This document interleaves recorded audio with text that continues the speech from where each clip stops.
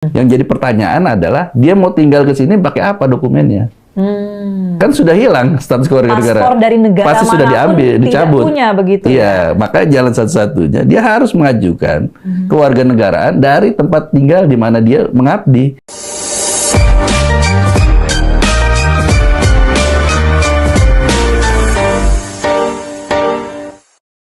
Nah, kita juga akan dengarkan Bapak-Bapak terkait dengan pernyataan dari Menteri Hukum Bapak Supratman Andi Aktas terkait dengan kasus dari Satria Artakumbara ini. Kita putarkan dan simak selengkapnya berikut ini. Kita tidak pernah menerima permohonan yang bersangkutan untuk melepaskan kewarganegaraannya. Yang bisa saya sampaikan kepada teman-teman bahwa berdasarkan Undang-Undang Kewarganegaraan, siapapun warga negara Indonesia yang terlibat sebagai prajurit perang di negara lain tanpa izin presiden, otomatis kewarganegaraannya hilang. Itu bukan kata saya, kata undang-undang begitu. Nah, berbicara soal mekanisme bagaimana seseorang mendapatkan kewarganegaraan atau kehilangan kewarganegaraannya, seperti apa sih Pak Dirjen? Ya, jadi ada banyak hal yang diatur di dalam Undang-Undang Kewarganegaraan kita tentang tata cara untuk mendapatkan kewarganegaraan Indonesia ataupun pelepasan kewarganegaraan Indonesia. Ada karena faktor keinginan permohonan yang bersangkutan ketika yang bersangkutan tinggal berturut-turut, ya misalkan 5 tahun berturut-turut atau mungkin 10 tahun, tapi selang-seling gitu ya. Itu juga diatur dalam Undang-Undang Kewarganegaraan kita. Termasuk juga tata cara bagaimana kita misalkan keluar dari warga negara Indonesia. Kenapa? Karena konstitusi kita memberikan jaminan setiap orang berhak untuk menetapkan status kewarganegaraannya. Memilih gitu ya. Jadi ini salah satu hal yang dijamin oleh konstitusi kita, tetapi walaupun dia bisa in out dari warga negara Indonesia, semua ada aturannya. Ini negara hukum, semua harus seenaknya saja. Lock in lock out ya Pak? Ya, lock in lock out ya, suka-suka aja gitu. Jadi ini yang tetap dijaga oleh pemerintah tentu selaku penyelenggara pemerintahan ya, dan kita berharap supaya baik pemerintah maupun setiap warga negara juga menaati aturan hal tersebut gitu. Oke, kita juga tampilkan nih Pak ada grafis terkait dengan alur proses permohonan kehilangan kewarganegaraan. Secara sederhananya mungkin Pak boleh dijelaskan apa yang proses yang ditunjukkan dalam grafis ini? Iya, kalau dari sini kan ini alur yang sifatnya normatif dan prosedural teknis ya. Bagaimana ketika seseorang mengajukan permohonan, itu mengajukan permohonannya melalui aplikasi kewarganegaraan yang ada di sistem AHU online. Nah, ini diajukan dan kemudian mengisi berbagai data-data teknis yang diperlukan.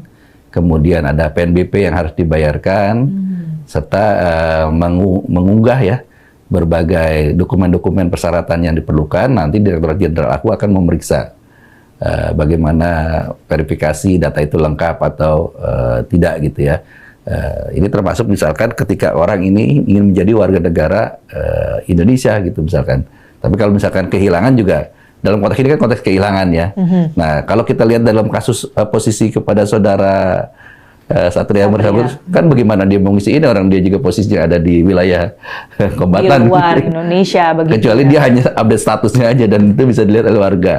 Oleh warga. Nah, jadi ketika hilang dan ini tidak ada prosedurnya ya tentu menjadi hal gitu. Dan kalau dari kajian kita juga dari aspek Undang-Undang Kewarganegaraan kita, kemungkinan yang bersangkutan kalaupun mau menjadi warga negara Indonesia lagi, dia harus melewati masa proses naturalisasi murni. Tidak semudah itu Ferguson ya? Dia harus 5 tahun berturut-turut tinggal di Indonesia, coba bayangkan. Dan yang kedua, atau 10 tahun selang-seling. Yang jadi pertanyaan adalah, dia mau tinggal ke sini pakai apa dokumennya? Kan sudah hilang status kewarganegaraan. Paspor dari negara pasti sudah diambil, dicabut. Tidak punya begitu. Iya, maka jalan satu-satunya dia harus mengajukan kewarganegaraan dari tempat tinggal di mana dia mengabdi. Ketika dia mengabdi ke salah satu negara menjadi kombatan di sana, dia akan menjadi warga negara sana. Kalau tidak, itulah yang menjadi pertanyaan dia, apakah warga negara asing tersebut atau stateless jangan-jangan. Stateless. Iya. Oke, ini saya mendengar itu kalau kewarganegaraan kan suatu hak yang begitu mendasar sebetulnya ya Pak. Artinya ketika menjadi stateless ini risiko yang begitu berat. Nah, Pak Tunggul mungkin ingin menanggapi Pak terkait dengan risiko-risiko dari pilihan yang ya bisa dikatakan ceroboh begitu sampai kemudian stateless dari seorang mantan prajurit Pak. Sebenarnya kan kalau kita berbicara kasus Satria, yang bersangkutan kembali tadi sudah menjalani masa dinas di kemiliteran cukup lama. Pengetahuan tentang hal itu sudah dia dapatkan.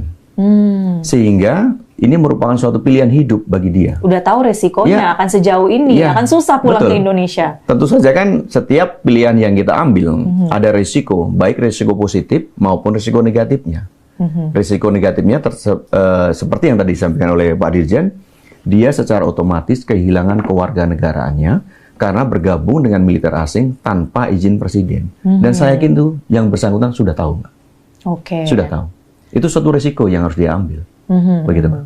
Baik, nah pertanyaan selanjutnya, kalau kemudian ini kan lagi proses begitu ya, yang bersangkutan memberikan permohonan walaupun via media sosial, begitu. Nah, kalau kemudian katakanlah ia nekat begitu kembali ke Indonesia. Nah, apakah harus menjalani prosedur-prosedur, misalnya menjalani hukuman terlebih dahulu, begitu Pak, yang sebelumnya diputuskan oleh militer atau seperti apa Pak? Iya, karena yang bersangkutan pada saat dijatuhi hukuman adalah dijatuhi secara in absentia. Dalam artian yang bersangkutan nggak hadir, nggak hadir. Di situ ada penjatuhan hukuman pokok dan tambahan. Pokoknya adalah dia dipenjara selama 1 tahun. Kemudian dengan hukuman tambahan yaitu berupa diberhentikan dari dinas militer aktif. Artinya apa? Dia belum menjalani hukuman, Mbak. Belum menjalani hukuman. Kalau kita tadi berandai-andai ya, kalau dia bisa dapat kembali kewarganegaraan sebagai warga negara Indonesia, tentu saja dia masih harus menjalani proses hukuman penjara selama 1 tahun. Oke, konsekuensi hukum tetap berlaku ya. Iya, betul. Apalagi sebelumnya juga di media sosial, kita kan tahunya kan endingnya saja. Di media sosialnya beliau menghina tentang status negara kita. Sebelum ada video permohonan maaf itu ya Pak ya. Jadi ini juga menjadi pelajaran bagaimana ya nggak bisa seenaknya aja gitu dia itu. Jadi saya rasa perbuatan dia tidak mencerminkan namanya dia gitu. Seorang satria gitu. Seorang satria itu kan harus berani menghadapi segala sesuatu kan, ketika menjadi seorang dinas tentara di Indonesia, TNI militer kan luar biasa TNI itu. Itu betul, mungkin orang tuanya berharap dia menjadi seorang prajurit yang baik, tapi ternyata perilakunya, kita berharap ke depan dia bisa memperbaiki dirinya gitu. Ya, suatu pembelajaran yang berharga begitu ya Bapak-Bapak. Nah, kita akan bahas juga soal bagaimana dunia ini kan sekarang semakin borderless begitu ya Pak. Tidak batasan-batasan tuh semakin tipis, kemudian juga ada konsep global citizenship, menjadi warga negara, warga dunia. Nah, di tengah fenomena ini, saya ingin minta tanggapan dari Pak Tunggul, bagaimana tetap menanamkan patriotisme, cinta tanah air kepada para prajurit, Pak. Karena kan ini, walaupun sebelumnya belum ada kasus seperti ini, tapi ini menjadi suatu preseden ke depannya. Ini bagaimana Pak melihat tantangan ke depannya? Ya, sebenarnya pada saat kita berbicara tentang negara, Mbak ya, kita ini kan oleh Tuhan sudah ditakdirkan menjadi orang Indonesia. Kita tidak minta, kita nggak milih, tapi suatu given kan gitu ya, suatu given. Kemudian kita lahir, besar, kemudian hidup dengan segala macam potensi yang ada di Indonesia. Kan ini harus kita syukuri, kita harus tunjukkan rasa syukur kita tuh dengan cara berprestasi. Terserah mau ngambil profesi sebagai apa. Nah, berkaitan dengan seorang prajurit, begitu seseorang warga negara Indonesia bergabung kepada prajurit, dalam hal ini adalah Tentara Nasional Indonesia, itu sudah disumpah untuk setia kepada Negara Kesatuan Republik Indonesia. Sumpah itu mengikat. Kepada siapa? Yaitu kepada prajurit. Artinya apa? Selagi dia masih tercatat aktif sebagai seorang prajurit TNI, maka sumpah itu mengikat. Untuk itulah ada suatu hukum yang meyakinkan seorang prajurit itu mematuhi sumpahnya itu, yaitu dengan hukum disiplin militer. Makanya terikat kan gitu. Apalagi kalau misalnya seseorang itu sudah keluar, artinya sudah purna atau sudah tidak lagi menjadi seorang prajurit, tentu saja sumpah itu tidak lagi mengikat. Begitu, Pak. Saya juga minta tanggapan Pak Dirjen, bagaimana Pak menghadapi tantangan seperti ini untuk kedepannya ini tetap menanamkan ya kesetiaan kita kepada tanah air, Pak. Ya, jadi pertama memang saya ingin sampaikan ketika seseorang ingin menjadi warga negara Indonesia saja ya, ingin menjadi warga negara Indonesia itu nggak mudah. Dia harus berikrar menyatakan untuk setia kepada Pancasila dan Undang-Undang Dasar 1945. Ini satu hal yang paling penting, sehingga ketika kita sekarang berada di dunia yang sudah lintas batas ya, borderless, perkembangan segala macam, saya pikir penanaman cinta tanah air ya yang dilakukan oleh para pemimpin kita, yang dilakukan oleh para guru-guru kita, harus dari kita juga kepada anak-anak kita harus terus kita tanamkan, dan itu bisa dilakukan dengan berbagai macam inovasi dan lain sebagainya.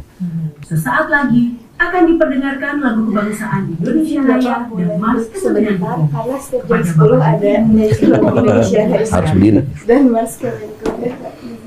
Kita berdiri. Siap.